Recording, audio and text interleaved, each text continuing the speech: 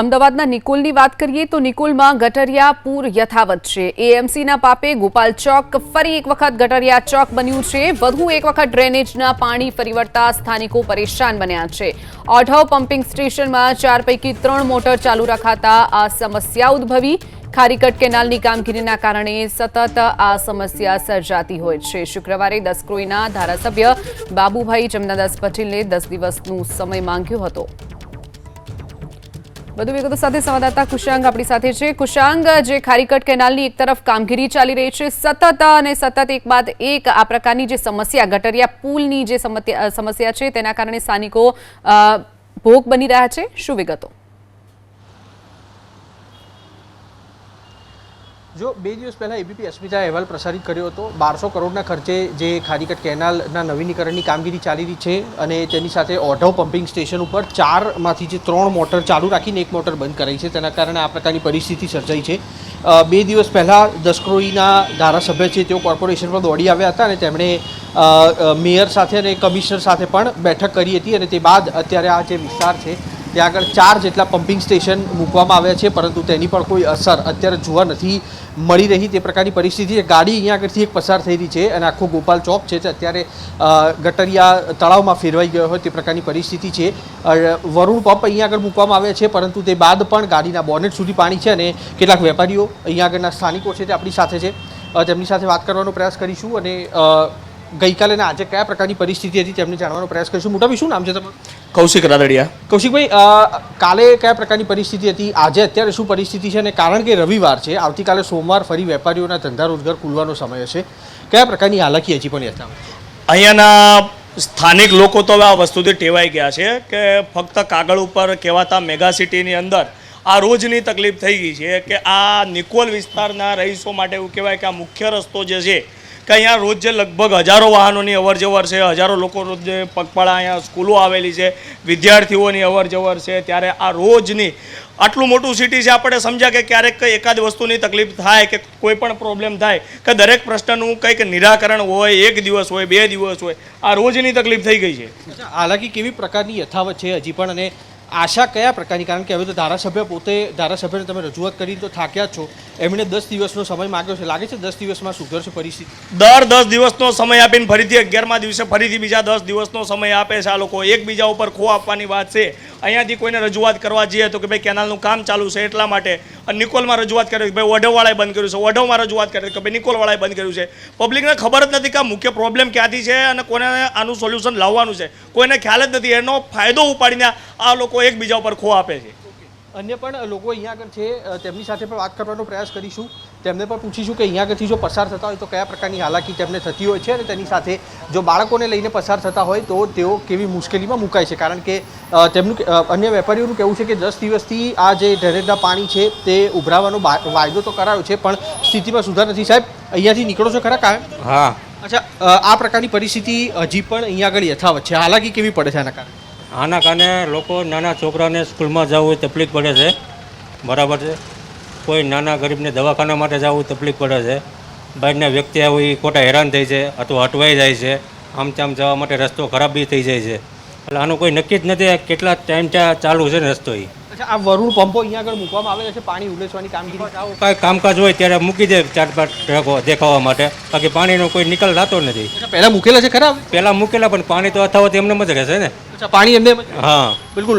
પહેલાં પણ આ પ્રકારે પંપ મૂકવાની કામગીરી કરાઈ છે પણ પાણી યથાવત રહે છે અને આ દ્રશ્યો અહીંયા આગળ આપ જોઈ શકતા હશો। જો કે સ્થાનિક ધારાસભ્ય છે તેમણે તે પણ નિવેદન કર્યું હતું કેમેરા સમક્ષ કે 10 દિવસ સુધીનો મેં સમય આપ્યો છે કમિશનર બંછાનિધિ પાનીને, 10 દિવસ સુધીમાં કોઈપણ રીતે આ જે ઘટના છે તેનું નિરાકરણ લાવવામાં આવે, પરંતુ તેના 3જા દિવસે આખો જે ચોક છે તે અત્યારે ગટરના પાણીમાં ફેરવાઈ ગયો છે। એક દૈનિક ક્રિયા બની ગઈ છે, રોજ સવારે 11 વાગે પાણી ઉભરાય છે અને સાંજે 6 વાગે પાણી છે તે બેસી જતા હોય છે અને તેમાં રવિવારે પણ મુક્તિ નથી મળી। જોકે એક વાત રાહતની એ પણ છે કે જે આજે રવિવારનો દિવસ હોવાના કારણે વેપારીઓના ધંધા રોજગાર બંધ છે, તેના કારણે કોઈપણ પ્રકારની વેપારીઓને નુકસાન ગતિ નથી, પરંતુ આવતીકાલે ફરી એક વખત સોમવારથી રાબેતા મુજબ જ્યારે ધંધા રોજગાર શરૂ થશે અને તે વખતે આ રીતના જો ગટરિયા પાણી ઉભરાયેલા હશે તો નાગરિકોને અને તેની સાથે વેપારીઓ છે તેઓને ચોક્કસથી હાલાકી હશે। દૂર અહીંથી એક ગાડી આવી રહી છે, તેને આપ જોઈને અનુમાન લગાવી શકતા હશો। આ પ્રકારની પરિસ્થિતિ સામાન્ય રીતે અમદાવાદ શહેરમાં જ્યારે 3-4 ઇંચ વરસાદ પડતો હોય ત્યારે રોડ છે તેની પર જોવા મળતી હોય છે,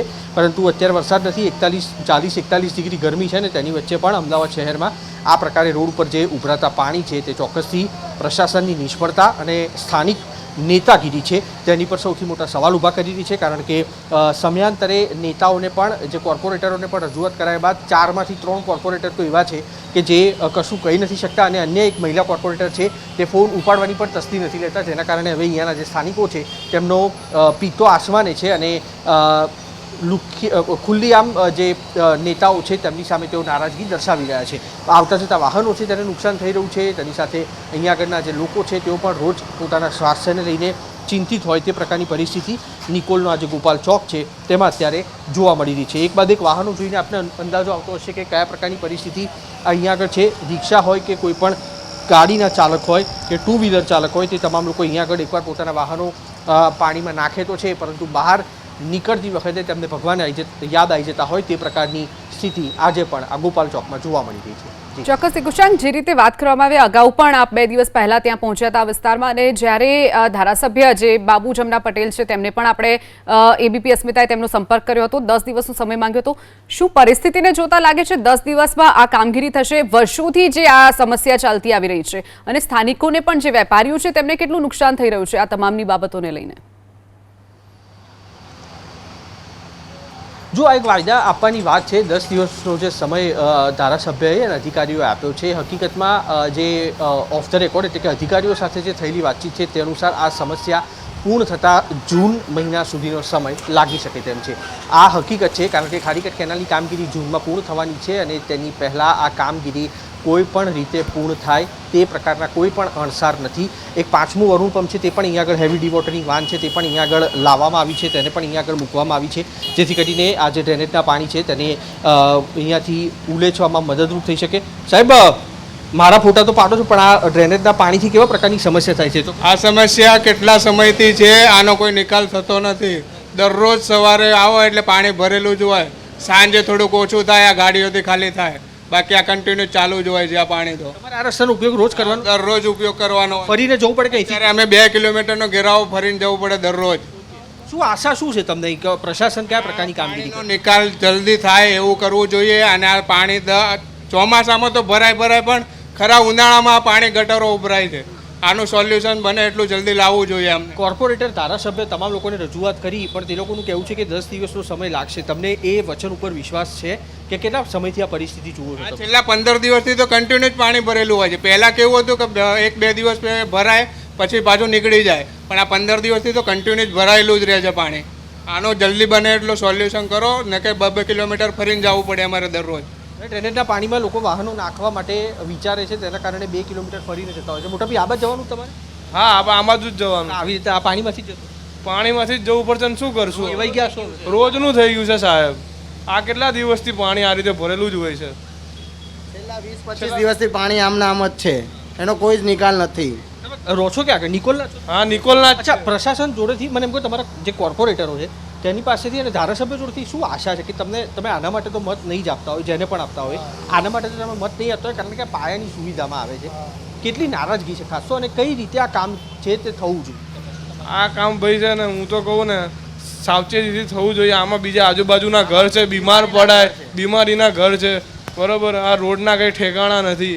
હવે રોડ બને તો પાછું ખોદવાનું ચાલુ થઈ જાય, પછી પાણીવાળા ખોદે, પછી ઓલા વાયરવાળા ખોદે, એમ રોડે થઈ જાય, પછી ગટર તૂટી જાય. આવું તો ના જ ચાલવું જોઈએ ને. બિલકુલ. આ અહીંયા આગળ એક બાઇક ચાલક અહીંયા આગળ પહોંચ્યા છે, તેમની સાથે પણ વાત કરવાનો પ્રયાસ કરીશું.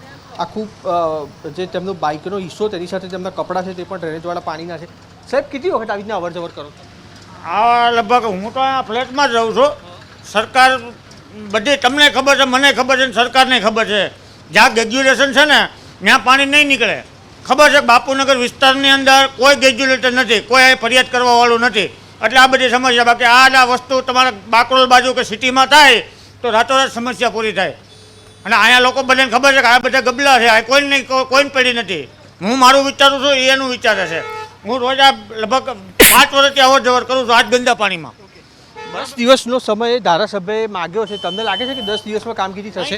10 નહીં, આવો તો કેટલી વાર જમનાદાસ ધારાસભ્ય આપણા છે ને એવું કેટલી વાર કહી ગયા છે વોટ લેવા ટાણે અહીંયા એક પાણી ટીપું ન ભરાય. આ ચૂંટણી આવે ને ત્યારે પાણી એક ટીપું ના ભરાય. ચૂંટણી જતી રહે, વોટ મળી જાય ને એટલે 5મા દિવસે પાણી ચાલુ અહીંયા. જો સામે ફ્લેટ છે, કેમેરો મારો બતાવો, કેમેરામાં જો સામે કેમેરો બતાવો કઈ જગ્યાએ આ પેલા બ્લુ કલરના સમર્પણ ફ્લેટ છે એમાં હું રહું છું. આવો મારા ફ્લેટમાં આવો, પાણી ફ્લેટની અંદર ઘૂસી ગયું છે.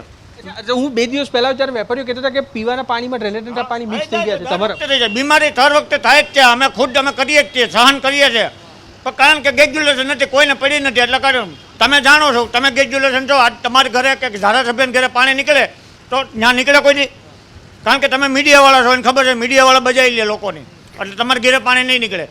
ગવર્મેન્ટવાળા છે એ બજાવી લે, એની ઘરે નહીં નીકળે. આ બધી પબ્લિક, લોકલ પબ્લિક રહે છે અહીં કણે, એટલે સહન કરે છે. તે લાચારીનો ફાયદો ઉઠાવે છે ટૂંકમાં એમ. ટૂંકમાં ફાયદો ઉઠાવે આ બધા લોકો. મારે કંઈ કહેવાની જરૂર નથી. જે રહીશ અહીંયા આગળના હતા, જે સામે આ ફ્લેટ જોઈ રહ્યા છો, તેમણે જ કહી જે હકીકત છે તે કેટલી રીતે ત્રસ્ત હશે તેઓ, કે તેમનું ફ્લેટ છે, તેમની બહાર જ આ રીતના પાણી ભરાયેલા છે અને તેમણે જો આ પ્રકારનું અંતર કાપીને આવવું પડતું હોય તો તેમણે કેટલી હદે કોર્પોરેશન અને ધારાસભ્ય જોડથી આશા મૂકી દીધી હશે તે તેમના જવાબ પરથી સ્પષ્ટ થયું. કારણ કે ચૂંટણી સમયે 5 દિવસ પણ અહીંયા આગળ પાણી નથી હોતું અને ચૂંટણી પૂર્ણ થાય તે 6ઠા દિવસે અહીંયા આગળ પાણી ભરાયેલું હોય છે અને તે પણ વર્ષો સુધી આ પાણી ઉતરતું નથી, જેના કારણે અહીંયાના જે નાગરિકો છે, વેપારીઓ છે, તેમાં ચોક્કસથી અત્યારે નિરાશા અને તેની સાથે રોષ જોવા મળી રહ્યો છે. જી, ચોક્કસથી કુશાંક, જોડાવા બદલ અને માહિતી બદલ આપનો આભાર. તો નિકોલમાં ગટરિયા પાણી ઉભરાવાની સમસ્યા યથાવત છે. ગોપાલ ચોકનો વિસ્તાર, જ્યાં સતત દર 2 દિવસે આ પ્રકારે ગટરિયા પાણી ઉભરાવાની સમસ્યા યથાવત રહેતી હોય છે. સતત 3 દિવસથી એબીપી અસ્મિતા પ્રસારણ કરી રહ્યું છે. નિકોલના લોકોનું દર્દ એએમસી ક્યારે સાંભળશે? અમદાવાદ મેયર, જુઓ આ નિકોલના દ્રશ્યો છે. નિકોલના લોકોનું જે દર્દ છે તે ઉભરીને બહાર આવી રહ્યું છે.